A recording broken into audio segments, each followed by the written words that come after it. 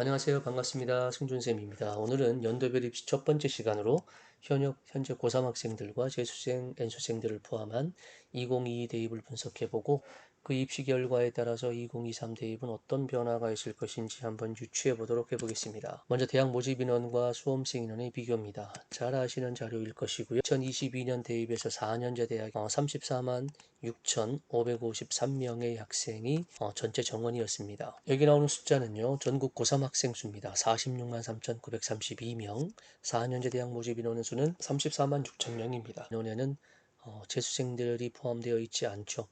재수생들은 작년이 8만 명이 넘었고요. 재작년은 7만 명이었고 올해 2023은 작년보다 재수생이 줄어들 만한 이유가 없기 때문에 8만 명대를 유지할 것으로 짐작이 됩니다. 올해 2023 대입에서 4년제 선발 인원은 34만 9천 명입니다. 올해 고등학교 3학년 학생 수는 44만 8,125명이죠.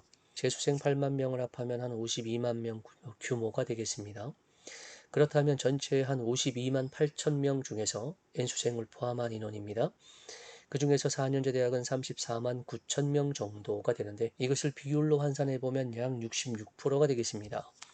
그 66%를 9등급제로 환산해보면 5등급대를 조금 벗어나서 5점 블라블라 등급대, 그 5등급과 6등급 사이의 학생들까지는 4년제 대학을 진학하는데 무리가 없을 정도의 인원수다 이렇게 판단할 수 있겠습니다. 하지만 지방사립대의 경우에는요, 등록을 포기하는 학생 수들이 상당수가 있기 때문에 7등급 이하의 학생들도 4년제 대학을 원한다면 지방사립대학을 진학하는 것은 어려운 일은 아닌 현실입니다. 자, 우리가 여기에서 2022 대입과 그리고 2023 대입을 비교를 한번 해보겠습니다. 수시 모집 인원은 2022 대입에서 26만 2천 명, 2023은 27만 2천 명으로 인원수가 증가했습니다. 1만 명가량이 증가했네요. 정시 모집 인원은 8만 4천 명에서 7만 6천 명으로 한 8천 명 정도가 감소했습니다. 전체 인원수를 보면 34만 6천 명에서 34만 9천 명으로 한 2,570명 정도가 증가했는데요. 그에 비해서 고3 학생 수는 46만 3천 명에서 44만 8천 명으로 1만 5천 명이 감소했습니다. 우리가 여기서 수시가 증가하고 정시가 감소한 그 이유를 조금 더 생각해 볼 필요가 있습니다. 교과 모집은 5,900명, 약 6,000명이 증가했고요. 학종은 1,800명이 증가했고 수시 논술은 53명 감소, 정시는 7,490명, 약 7,500명 정도가 감소한 상황입니다. 정시는 감소하고 수시의 교과와 학종이 증가했는데 특히 교과가 두드러지게 증가한 이유는요. 서울권, 수도권 대학은 크게 변화가 없으나 지방권 대학에서 교과 모집 인원수가 급격히 증가하고 정시 모집을 급격히 감소했기 때문입니다. 다음은 2023 대입, 올해 대입에서 자기소개서를 제출하는 학교와 폐지한 학교를 조금 더 살펴보겠습니다.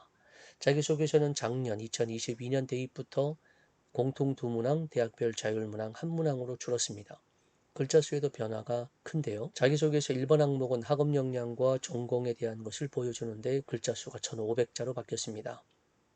2번은 인성과 발전 가능성을 보여주는데 800자로 정해졌습니다. 3번 항목은 대학별 자율로 800자에서 1,500자 다양한 글자 수를 요구하고 있습니다. 올해에도 자기소개서를 제출해야 되는 대학은 서울대, 연세대, 성균관대, 중앙대, 경희대, 시립대, 건대, 동국대, 국민대, 동덕여대, 덕성여대, 성신여대, 서울여대, 그리고 과학기술원, 켄텍, 포항공대, 한국항공대, 아주대, 가천대, 충북대 등이 있습니다. 자기소개서를 폐지한 학교들로는 고려대, 서강대, 한양대, 이화여대, 숙명여대 올해 폐지를 했습니다. 한국외대, 홍익대, 부산대, 경북대, 경상대, 전북대, 충남대가 자기소개서를 폐지한 상태입니다. 주요 대학교 교과 전형을 살펴보시면 연세대, 고려대, 성균관대, 서강대, 한양대, 이화여대, 중앙대, 경희대, 외대, 시립대, 건국대, 동국대, 홍익대 등등등에서 지역균형이라는 이름으로 교과 전형을 운영하고 있습니다. 물론 추천 전형이죠. 여기서 화면에 붉게 박스가 쳐져 있는 연세대학교, 한양대학교, 이화여대는 교과 전형임에도 불구하고 수능 최저를 반영하지 않는다는 독특함이 있습니다. 건국대 같은 경우는 교과 전형에서 추천 전형에서 학생부를 반영함으로써 학생부 종합 전형의 성격을 가지고 간다는 것도 확인해 볼 필요가 있습니다. 그리고 고려대학교와 서강대의 경우에는 진로 선택을 반영하는 데 있어서 같은 방식을 적용하고 있어서 진로 교과에서 A 비율이 높은 경우에 불리함이 있을 수 있음을 주의하셔야 되겠습니다. 다음은 초등교육과 자기소개서 제출대학은 전년도는 이화여대 하나가 있었습니다만 올해는 이화여대가 폐지함으로써 초등교육과는 자기소개서를 제출하는 대학이 없어졌습니다. 의학치 안수 모집 인원입니다. 의대 38개, 정시, 수시 합해서 3,000명 이상을 선발하고 있고요. 대 32개 대학에서 수시 980명, 정시 763명 모두 증가하고 있습니다. 치대 11개, 한의대 12개, 수의대 10개 대학에서 의학 치안수 모집 인원이 정해졌고요.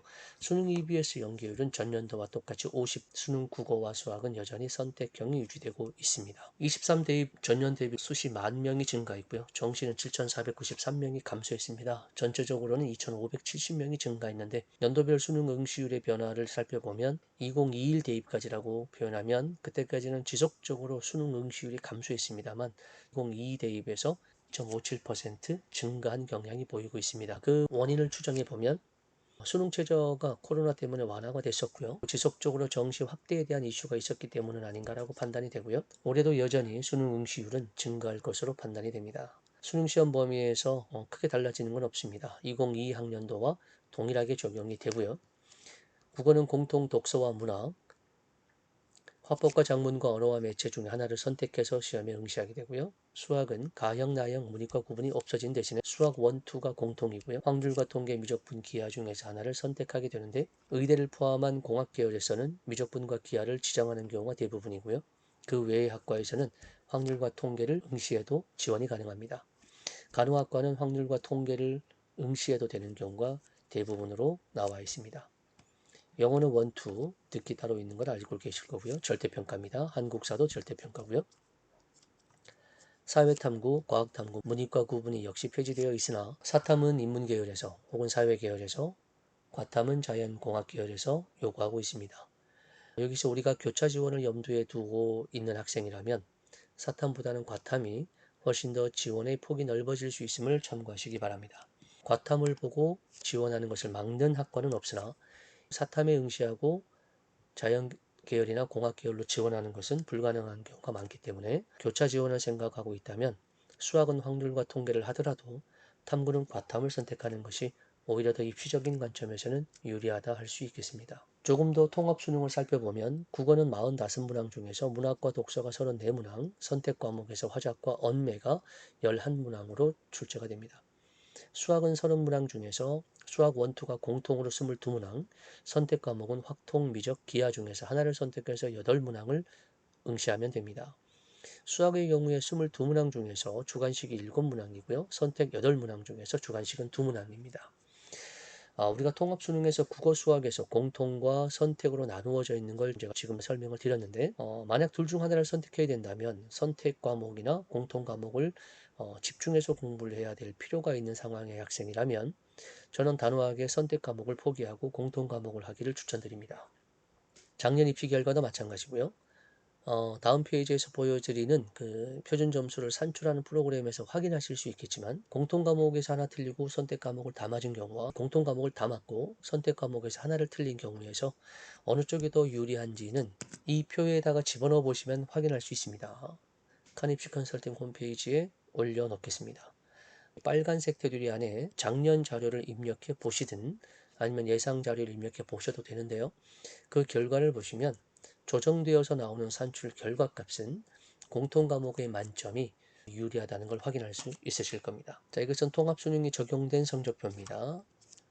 국어에서 어떤 과목을 선택했는지, 수학에서 어떤 과목을 선택했는지, 그리고 탐구에서 무엇을 선택했는지, 제2 외국어에서 뭘 선택했는지가 나오고요. 나머지 표준 점수와 백분위와 등급으로 이루어져 있는 것은 예년 성적표와 동일합니다. 자, 우리가 대입을 분석하고 예측하기 위해서는 몇 가지 질문을 던져보는데요.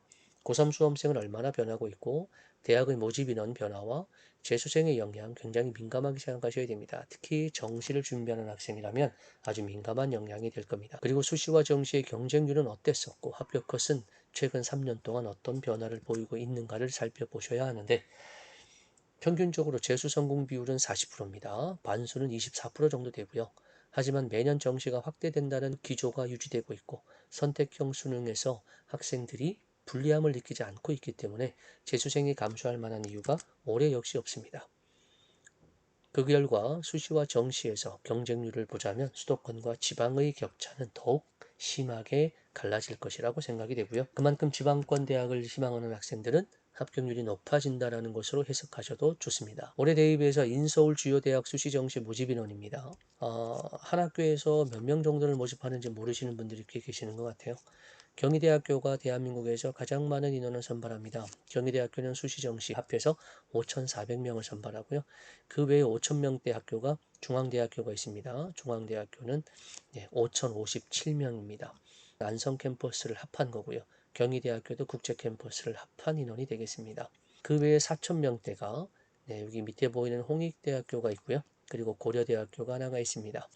고려대학교는 서울 안암 캠퍼스만 따진 거고요. 홍익대학교는 세종 캠퍼스까지 포함한 인원으로 발표되었습니다. 인서울 주요대학 2023 대입 모집 정원은 수시가 전체를 합해보시면 53,154명이고요. 정시가 33,996명입니다. 전체 87,150명인데요. 이 중에 재수생이 분명히 30% 이상이 합격할 것입니다. 우리는 재수생을 살펴보지 않을 수 없는데요. 10년간 재수생 합격 비율을 한번 먼저 따져보자면 2020년도에 전체 입학자가 34만 2,699명이었는데 합격한 재수생들은 8만 명이었습니다. 그 이전에는 7만 명대를 유지하고 있다가 2020년도에 처음으로 8만 명이 됐고요. 그리고 작년에도 8만 명이 넘었고요. 올해도 8만 명이 넘을 것으로 추산이 됩니다. 그러면 서울 소재 4년제 대학은 어떨까요? 2020년도에 전체 8만 3,875명 중에서 서울 지역에 합격한 학생은 2만 8,500명입니다. 34%를 차지하고 있죠. 수시보다는 정시에서 훨씬 더 강세를 보이고 있었을 거고요. 정시를 준비하는 학생들은 지금 자기 옆에 있는 친구들을 대상으로 경쟁하시는 건 굉장히 바보스럽다는 얘기를 이해하셔야 됩니다. 재수생들과의 싸움입니다. 적어도 10명 중에 3명은 재수생이 합격을 하기 때문에 현역들의 자리가 그만큼 좁아질 것은 남학생과 여학생 중에 누가 많을까라고 한번 생각을 해보고 궁금해서 찾아봤습니다. 2021 대입에서 살펴보시면 실제 합격한 학생들 15,781명이 여학생이었거든요. 전체 합격생 중에 52%를 차지한다고 합니다. 여학생들이 굉장히 강세죠. 이 말을 바꾸어서 생각해 보자면 여학생들이 남학생들보다 오히려 더 재수를 많이 한다 또는 여학생들의 재수 성공 비율이 높다라는 걸 반증해 주고 있는 거죠. 자, 이제 여러분들이 모두 관심을 갖고 있는 의치수한 계열입니다. 재수생을 합한 의치수한 계열 전체 합격생 중 남학생 여학생 비율인데요. 의치한수 계열에서는 남학생이 여학생보다 다소 높은 비율을 차지하고 있었습니다. 비율로 따지자면 6대 4 정도의 비율이 되는 것 같습니다. 자, 그러면 교대는 어떨까 한번 더 살펴보겠습니다. 2021 대입에서 3,864명의 입학자 중에서 재수생이 1,900명, 49%, 약 절반이 재수생입니다. 조금 더 구체적으로 서울교대는 253명이 현역이고요. 재수생이 126명입니다. 이 자료를 처음 보시는 분들이 많으실 것 같은데 특별히 청주교대와 전주교대 같은 경우는 현역보다 재수생 비율이 훨씬 높다는 것도 특이할 만한 사실 중에 하나입니다. 자, 이렇게 재수하는 학생들이 있는데 성공 비율을 한번 살펴보겠습니다. 그러면서 현역들은 정시에서 얼마나 성공 가능성을 보이고 있는지도 짐작해 볼 수 있는 자료를 가지고 왔습니다. 종로학원 자료고요. 모의고사와 본수능을 비교해서 본수능 때 성적이 얼마나 올랐느냐는 질문에 언어와 매체는 41% 상승했다. 화법과 작문은 46% 정도 상승했다라고 답했고요. 고3 현역들은 언배는 34% 정도, 화법과 작문은 36% 정도라고 답했습니다. 고3 재학생들의 성적 상승률이 낮다라는 걸 확인할 수 있죠. 수학도 마찬가지입니다. 재수생들은 미적, 기하, 확통이 모두 다 40% 이상, 많으면 55% 이상의 성적 상승률을 보였지만 고3 현역들은 많아야 40% 초반대의 성적 상승을 보이고 있습니다. 그리고 미적분 기하 확통 중에서 기하의 성적 상승률이 높다는 것도 눈여겨보실 대목이죠. 기하를 선택할 것이냐, 미적분을 선택할 것이냐에 대한 답변도 될 수 있을 거라고 보입니다. 그리고 인문계열 학생들이 주로 선택하는 확률과 통계는요. 재수생들은 46%의 성적 상승을 보이고 있지만 고3 학생들은 28%의 성적 향상만 보이고 있습니다. 그만큼 수학에서 불리함이 클 수밖에 없다는 걸 단적으로 보여주고 있습니다. 확률과 통계에 대한 심화 학습이 필요합니다. 탐구는 재수생과 현역이 비슷한 경향을 보이고 있습니다. 평균적으로는 30% 후반대를 성적 상승의 기점으로 답했습니다. 정시에서 재수생과 현역의 결과를 살펴보고 나니 어떠십니까? 언어와 매체를 선택하는 학생들이 갈수록 많아지고 있습니다. 화법과 작문에 비해서 언매는 짧은 시간 동안에 정해진 답을 얻을 수 있기 때문에 언매를 선택하고 비문학에서 시간 투자를 하겠다라는 전략을 구사하는 학생들이 많아지고 있어서 언매를 선택한다면 확실한 방어를 하셔야 됩니다. 수학은 기하와 미적분 중에서 기하를 심각히 고민해 보시길 추천하고, 확통을 선택하는 학생들이라면 심화 수준을 반드시 공부하시길 추천드립니다. 과탐을 선택하는 학생들은 한 과목은 만점 전략을 세우시길 당부드리고, 자, 지금 사례는 작년에 아주 이슈가 됐었던 사례죠. 정시 지원이 점수보다는 순위 싸움이다 이라는 말의 단적인 증거가 되는 겁니다. 국어 7등급, 수학 가영이 8등급, 영어 5등급, 과학 탐구 7등급. 제가 서두에서 말씀드렸지만 평균적으로 4년제 대학에 합격하는 학생들은 5등급에서 6등급 교과 등급으로 따졌을 때 그 정도라고 말씀을 드렸습니다. 자, 이 학생은 정시에서 7, 8등급을 받았죠. 이 학생이 어디를 갔을까요?